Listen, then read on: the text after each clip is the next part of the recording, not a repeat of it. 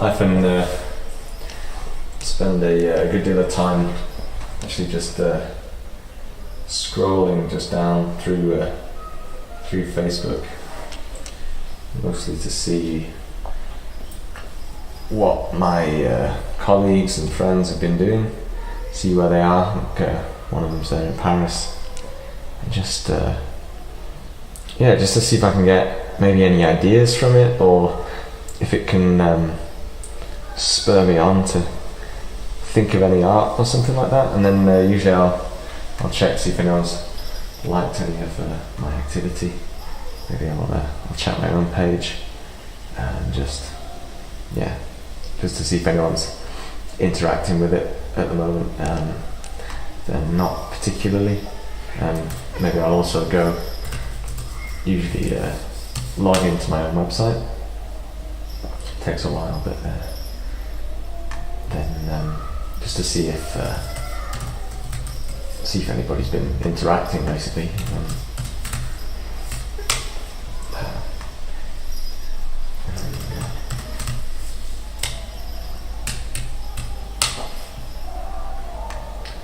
Usually I'll look at my statistics page just to see if anyone's been looking at the website, and if they have, then it usually feels quite good. If they haven't, then usually I would. I suppose what I should do is make an update or something, but I'm usually too. I can never decide what to actually put, so I usually just hold off from actually updating anything and just kind of.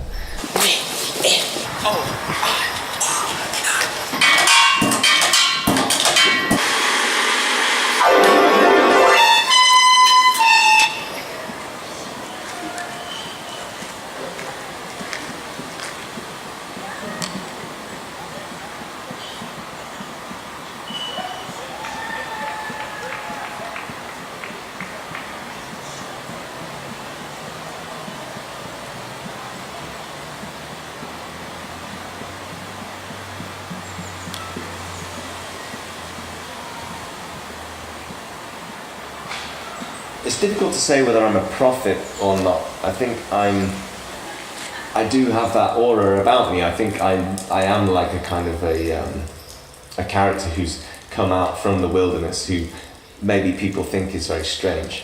And perhaps, yes, like Jesus, I'm not recognized in my own land. I have to become somewhat of a nomad. I have to be peripatetic. I have to leave where I'm from and explore new territory and spread the word. Maybe perhaps I'm not Jesus. Perhaps I'm like John the Baptist. I'm preparing the way.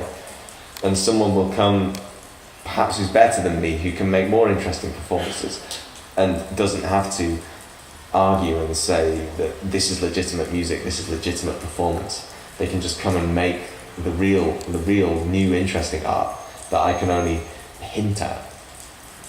But I do feel like I'm preparing the way, that I'm pointing out the direction that people should take, that people need to stop chasing commissions and just making work to please older people with money.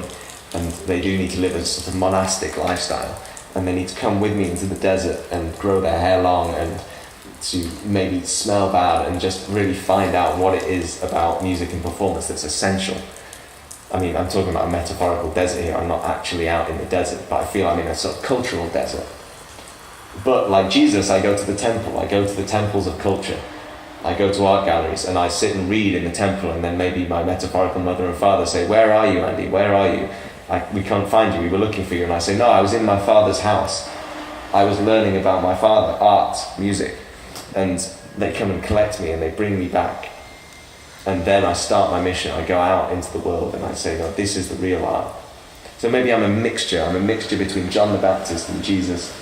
And I'm combining those two approaches and making new work that's dangerous but is effectively going to change the world, perhaps not for the better, because of course, Christianity almost ushered in the Dark Ages, in a way. People that we had, there was the Roman Empire with aqueducts and technological innovation, and then there was the Christian Revolution, and then Europe kind of plunged into a dark age. And perhaps I'm going to plunge music and culture into a dark age. There was computer music, and there was the advances of these great composers in the 20th century, and then Andy Ingemells came along and came with a new vision of salvation for everybody. Everybody can be a composer, everyone can be an artist, and then suddenly work becomes less technologically advanced, but better and worse simultaneously, in the same way that Christianity made Europe both better and worse. And I think that's really what I'm doing, although I'm aware of it in the way that perhaps Jesus and St. Paul and John the Baptist were not aware of what they were doing.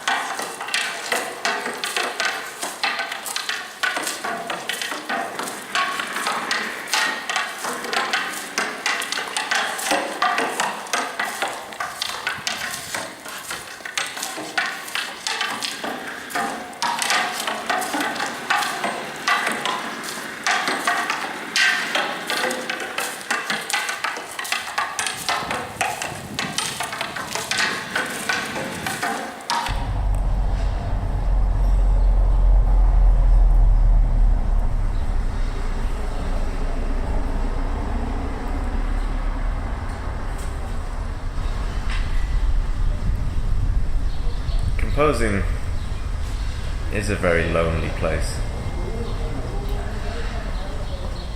When I perform, I'm alone inside my head with the audience. The audience is there, but they're not very important. They're not as important as I am in my head. And so, in a sense, I feel less lonely when I'm alone. I think I need the solitude in order to create. I think the ideal piece would be a piece where I'm purely alone, I'm the last person on earth, and I'm just performing for myself. I think the audience can be a burden. They can be off-putting. They're awful. Terrible, terrible people. And I think the ideal piece would just be me as the last human in existence, the last life form in existence, no animals or anything, just me alone performing. I think that would be the ultimate piece of music.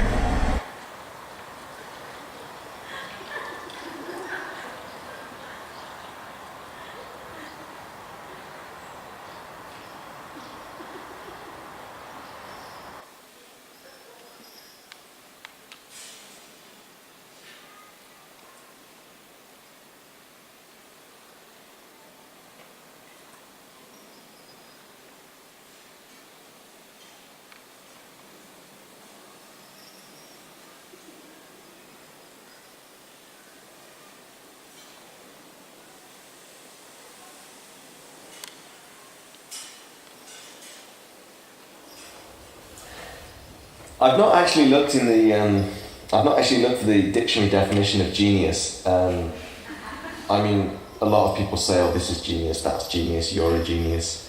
I don't really know what it would mean. I definitely think that I say something that's new and that comes from this idea of always trying to be new, trying to make something that's not been heard before. But I don't know whether that's the behaviour of a genius or a savant. Maybe I'm just an idiot savant. I'm not sure. But I think when you say the word genius, you come up with images of Stephen Hawking, Einstein, Michelangelo. And I don't think what I do is comparable to what they do. Not that I would deify those people. I just think what I do is very new and very different. And so I don't think at the moment what I do could be considered the work of genius. But perhaps in the future, society will change in such a way as to reflect upon my work and say, yes, that work, that body of work, is a work of genius. But I think the word genius shares a sound in English and some of the letters of the word genie, which gives this kind of magical feeling. And I think, it evokes images of magic. The genie in the lamp from Aladdin. It was a magical figure who could make wishes come true. And I feel that I embody that figure myself. I make my own wishes come true. And in that sense, I'm a genie. So perhaps, through exploring the word, I could be seen as a genius.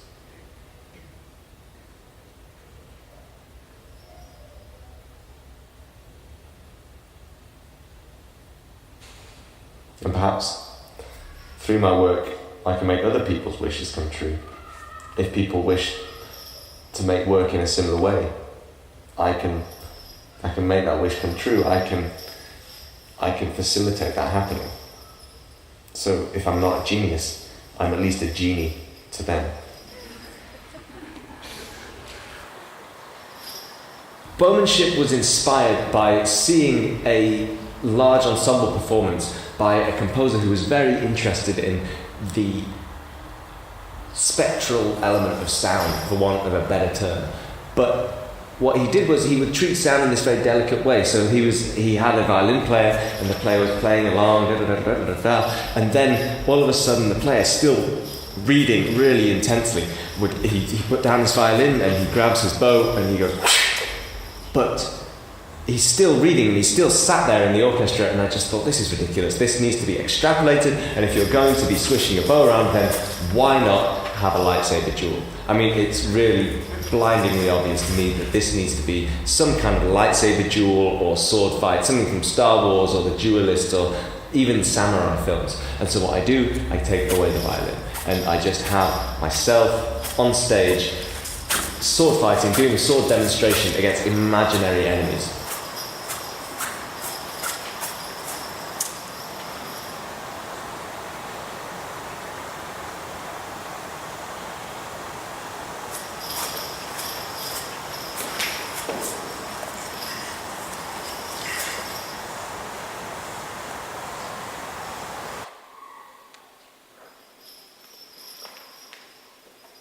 I really just want to be seen. I want to be applauded. I want to be liked. And I don't really think that far beyond that fact. When I read people's updates on Facebook, or I read books, the characters who attract me are the ones who are maybe slightly rebellious or very radical or very extreme in their views, or who have a big point to make. They want to say something, and they want to put their balls on the line, and they want to be seen to want to change the world. And so I feel like, I could be like that. If other people felt this enthusiasm for me in the same way that I feel this enthusiasm for these extreme people who I read about, then maybe I would be loved in some way. I'd be liked. And so I want to be seen as extreme so that I will be noticed. I'd rise above the average people on Facebook or in society. If you have these normal people who are going about their daily lives, and then suddenly they'd see, oh, this person is very extreme. I'd like to be that extreme person who stands out from the crowd. And obviously some people do this through outrageous fashion. Some people do this through being tattooed or getting piercings or or amassing great wealth. And I think I would like to do it through making extreme performances, or not even extreme performances, but interesting performances where people can say, yeah, this is different, this is something that that I find interesting, that isn't just normal. It isn't boring. I don't want to be seen as boring. I want to be seen as interesting or engaging or exciting. And I want to be someone who people would talk about and say, yeah, I've seen Andy Ingemells, and he's different, he's new, he's exciting, and I like him, and I want to be liked, and I want the affirmation. And I think being seen as radical, being seen as interesting, will bring me the affirmation that I desire.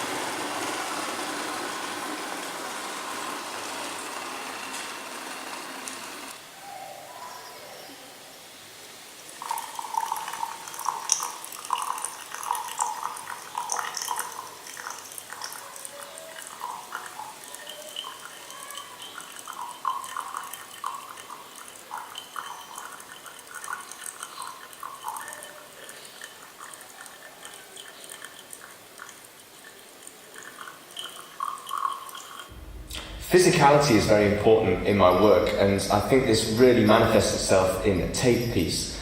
Now, tape piece came about through my thinking about electronic music, and I considered learning how to use electronics, but then I thought, this is really beneath me. Having to actually learn a tool that I haven't designed myself, and learning how to use the computer, it just wasn't something that I actually wanted to do. And so I just thought, well, how can I get the sounds of electronic music and actually get back to the physicality of analog tape without needing to go through all the shit of having to go to a studio and having to get involved in learning someone else's material, learning another craft. And really, what I did was just take away all of that crap and just physically have a relationship with the tape itself. And so what I do is I get reams and reams of sticky tape, sellotape, masking tape, duct tape, and I wrap it around me and any willing partner, and we do it, and it becomes a kind of explosive dance where we're both tangled together and we have to fight against each other in order to break apart. And it's that which I think has the true energy that electronic music is always lacking. And also with electronic music, you don't have that kind of visceral connection with the visual element in the piece. There is no visual element, it's in the dark. And I wanted to take electronic music out of the dark and really into the light. And I do that, all you have to do, remove the electronics. Perfect, perfectly simple.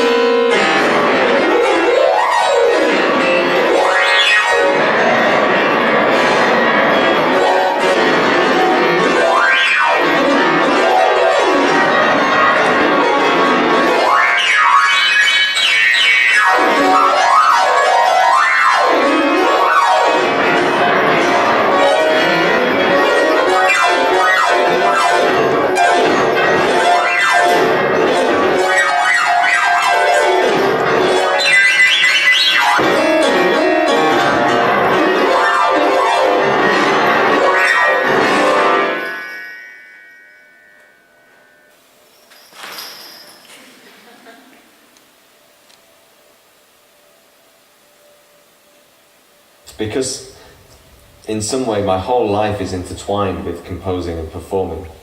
I mean, I've entangled the acts of composing and performing, so what they were once separate and now they're together. And then my life as well has been intertwined with it, so everything I do is somehow a reflection of my performance or is involved in my performance.